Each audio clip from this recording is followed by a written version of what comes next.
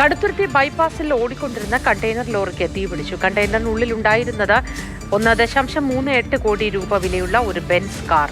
കാറും ലോറിയും കത്തിനശിച്ചു.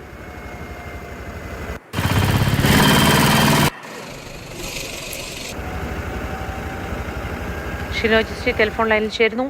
ഷിനോജ്, എപ്പോഴാണ്, എങ്ങനെയാണ് സംഭവം?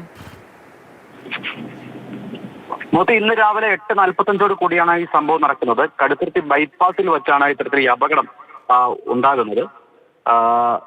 പ്രത്യേകിച്ച് ഈ കോഴിക്കോട് ഏറ്റുമാനൂരിൽ നിന്ന് കോഴിക്കോടേക്ക് ഈ കാറുമായി പോയ ലോറിയാണ് ഈ കടുത്തുരുത്തി ബൈപ്പാസ് എത്തുന്ന സമയത്തേക്ക് ഈ ലോറിക്ക് തീപിടിക്കുകയായിരുന്നു. എന്താണ് ഇത്തരത്തിൽ ഈ ലോറി തീപിടിക്കാൻ കാരണമെന്ന് സംബന്ധിച്ച് ഇപ്പോഴും ഒരു വ്യക്തതയില്ല. ഈ കണ്ടെയ്നർ ലോറിക്കകത്ത് ഉണ്ടായിരുന്നത് വിലപിടിപ്പുള്ള ബെൻസ് കാറാണ്. അതായത് വിപണിയിൽ 1.38 കോടി രൂപ വില വരുന്ന കാറാണ് ഈ കണ്ടെയ്നർ ലോറിക്കകത്ത് ഉണ്ടായിരുന്നത്.